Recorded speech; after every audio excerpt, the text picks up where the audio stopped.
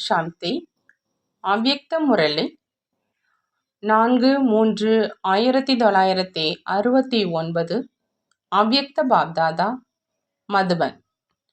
ஹோலி பண்டிகையின் சுப வேளையில் இன்று உங்களுக்கு விசேஷமான ஹோலி பண்டிகையா என்ன? ஹோலி பண்டிகை எவ்வாறு கொண்டாடப்படுகின்றது? ஹோலி கொண்டாட தெரியுமா? சங்கம யுகத்தின் ஹோலி பண்டிகை எது? நிகழ்கால நாடக காட்சியின் அனுசாரமாக ஹோலி பண்டிகையை எவ்வாறு கொண்டாடுவீங்க? நிகழ்காலத்தில் எத்தகைய ஹோலி பண்டிகை கொண்டாடுவதற்கான அவசியம் இருக்கின்றது? ஹோலியில் சில விஷயங்கள் செய்ய வேண்டியதாக இருக்கின்றது. வர்ண பொடி பூசப்படுகின்றது, பழையவை எரிக்கப்படுகின்றது, கூடவே அலங்காரமும் செய்யப்படுகின்றது. மேலும் சிலவற்றை அழிக்கவும் வேண்டியிருக்கின்றது. என்னென்ன விஷயங்கள் ஹோலியில் செய்ய வேண்டுமோ அவை அனைத்தும் இந்த சமயம் நடைபெற்று கொண்டிருக்குது. எதை எரிக்க வேண்டும், எதை அழிக்க வேண்டும், என்ன வர்ணப்பொடி பூச வேண்டும், மேலும் என்ன அலங்கரிக்க வேண்டும், இவை அனைத்தையும் செய்வதையே கொண்டாட்டம் என்று சொல்லப்படுகின்றது. ஒருவேளை இந்த 4 விஷயங்களில் ஏதாவது ஒரு குறை இருந்தாலும் கொண்டாட்டம்னு சொல்ல முடியாது. ஹோலி பண்டிகை தினங்களில் மிக அழகாக அலங்கரிக்கிறாங்க. எவ்வாறு அலங்கரிக்கிறாங்க? தேவதைகளுக்கு சமமாக அலங்கரிக்கிறாங்க. நீங்கள் அனைவரும் அலங்காரம் செய்தவர்களாக இருக்கிறீர்களா? அலங்காரத்தில் ஏதும் குறையில்லையே? அலங்காரத்தில் முக்கியமாக ஹோலியினுடைய அலங்காரம் எது? பொம்மைகள் உருவாக்கும் பொழுது முதல்ல நெற்றியில பல்பு வைக்கிறாங்க. இதுவும் கூட இந்த சமயத்தில் உள்ளதையே பின்பற்றப்படுது.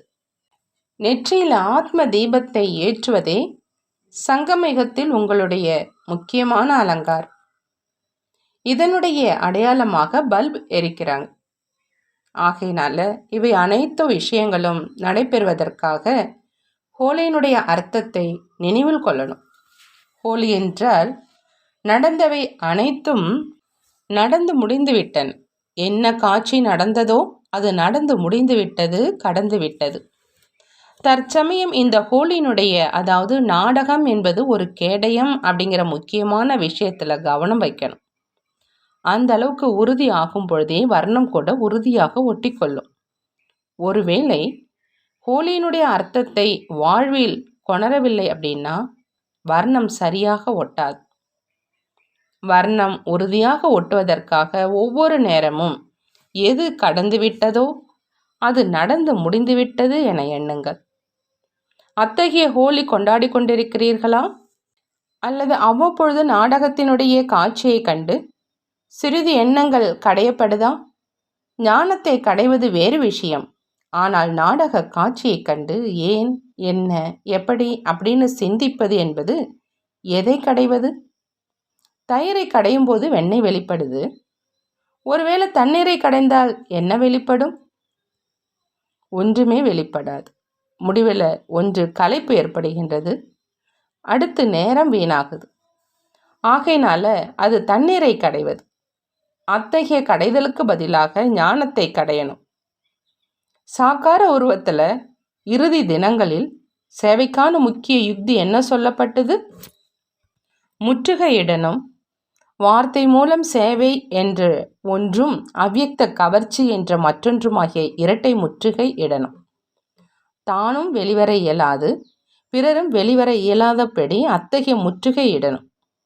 முற்றுகை இடுவதற்கான முறை இதுவரை பயிற்சியில் தென்படலை. அருங்காட்சியகம் உருவாக்குவது எளிது. அருங்காட்சியகம் உருவாக்குவது ஒன்றும் முற்றுகையிடுவதாகாது. ஆனால் தனது அவ்யக்த ஈர்ப்பினால அவர்களை ஈர்ப்பதே முற்றுகையிடுவது. அது இப்பொழுது நடந்து கொண்டு இருக்குதான். தற்போது சேவைக்காக சமயம் கூட அதிகம் கிடைக்காது. உங்களுடைய சேவையில் தடங்கள் ஏற்படும்படி பிரச்சனைகள் வரும். அதனால் கிடைத்து கொண்டிருக்கும் நேரத்தில் யாருக்கு எவ்வளவு சேவை செய்ய வேண்டுமோ அதை அதிகத்திலும் அதிகமாக செஞ்சிருங்க. இல்லாட்டினா சேவைக்கான சமயமும் முடிஞ்சிடும். அதாவது கடந்துடும். ஆகையினால தற்பொழுது தன்னைத்தானே அதிகத்திலும் அதிகமாக சேவையினுடைய பந்தனத்தில் பிணைக்கணும். இந்த ஒரு பந்தனத்தின் மூலம்தான் அநேக பந்தனங்கள் அழிந்து போகுது. தன்னைத்தானே ஈஸ்வரிய சேவையில் ஈடுபடுத்தணும். பிறர் சொல்லி ஈடுபடக்கூடாது. பிறர் சொல்வதால் என்ன ஆகும்? பாதி பலன் கிடைக்கும். ஏன்னா யார் சொன்னாங்களோ, தூண்டுதல் கொடுத்தாங்களோ அவங்களுக்கும் பங்கு ஏற்பட்டுடுது. கடைசியில் ஒருவேளை 2 பங்குதாரர்கள் இருக்கிறார்கள் அப்படின்னா பங்கீடு செய்யப்படுது இல்லையா? ஒருவர் இருக்கிறார் அப்படின்னா அவரே எஜமானராக இருப்பாங்க. ஆகையினால ஒருவேளை எவரேனும் சொல்லி செஞ்சால் அந்த காரியத்தில் பங்கீடாகிடுது. மேலும் தானாகவே எஜமானராகி செஞ்சால் முழு சொத்தினுடைய அதிகாரியாக ஆகிடுறாங்க. ஆகையினால ஒவ்வொருவரும் எஜமானராகி செய்யணும். இருந்தாலும் எஜமானத்தன்மையின் கூடவே குழந்தைத்தன்மையும் முழுமையாக இருக்கணும். அவ்வப்பொழுது எஜமானராகி எழுச்சி அடைகிறாங்க, அவ்வப்பொழுது குழந்தையாக ஆகி விட்டுடுறாங்க. ஆகையினால விடவும் கூடாது, பிடித்து கொள்ளவும் கூடாது. பிடித்து கொள்வது அப்படின்னா பிடிவாதத்தோடு பிடித்து கொள்ளக்கூடாது என்பது பொருள். ஏதாவது ஒரு பொருளை ஒரு வேளை மிக அழுத்தி பிடித்தால் அந்த பொருளினோட ரூபம் மாறிடுது இல்லையா? மலரை அழுத்தி பிடித்தால் என்ன ஆகும்? பிடிக்க வேண்டும், ஆனால் எந்த அளவு, எவ்வாறு பிடிக்க வேண்டும் என்பதையும் புரிந்து கொள்ள வேண்டும். பிடித்தால் மாட்டிக்கொள்கின்றனர் அல்லது விட்டுவிட்டால் முற்றிலுமாக விட்டுவிடுகின்றனர். இவை இரண்டையும் சமமாக ஆக்குவதே முயற்சி செய்வது. யார் எஜமானர் மற்றும் குழந்தை ஆகிய 2 விதத்திலும் நடக்கக்கூடியவர்களாக இருப்பார்களோ அவர்களை முக்கியமாக 1 படைப்பு, அதன் கூடவே நிர் அகங்காரி, பணிவு மற்றும் அன்பு சொரூபம் ஆகியவற்றை கொண்டு அறியலாம். இந்த 4 விஷயங்களும் அவர்களுடைய ஒவ்வொரு நடத்தையிலும் தென்படும். ஒருவேளை இவை 4இல் ஏதாவது குறை இருக்குது எனில், நிலையில் ஏதாவது குறை இருக்குது. நல்லது. வதனத்தில் இன்று ஹோலி எவ்வாறு கொண்டாடப்பட்டது தெரியுமா? நீங்களும் ஹோலி கொண்டாடி கொண்டிருக்கிறீர்கள் இல்லையா? அங்கு செய்தி பெற வந்தவர், அதாவது சந்தேஷி வந்தவுடன் ஒரு விளையாட்டு விளையாடப்பட்டது. அது என்ன விளையாட்டு? தாங்கள் அழைத்து சென்றால் காண்கின்றோம். புத்தி என்ற விமானம் உள்ளது தானே? புத்தி அப்படிங்கிற விமானம் திவ்ய திருஷ்டியை விட மேன்மை வாய்ந்தது. இங்கேயே அது இருக்கவே முடியாது. இன்று மகிழ்ச்சி நிறைந்த தினம் இல்லையா? சந்தேஷிகள் வதனம் வந்தடைந்தாங்க. சாக்கார தந்தையோ, அதாவது பிரம்மபாபா மறைக்கப்பட்டிருந்தார். மிகுந்த அழகு பொருந்திய மலர்களான மலை ஒன்று உருவாக்கப்பட்டிருந்தது. அதன் உள்ளே சாக்கார தந்தை மறைந்திருந்தார். தொலைவிலிருந்து காணும் பொழுது மலைதான் தென்பட்டது. சந்தேஷி வந்தபொழுது சாக்கார தந்தையை காணவில்லை. மிகவும் தேடினார், ஆயினும் புலப்படவே இல்லை. ஒளிந்து கொள்ளும் விளையாட்டு விளையாடுகின்றனர் இல்லையா?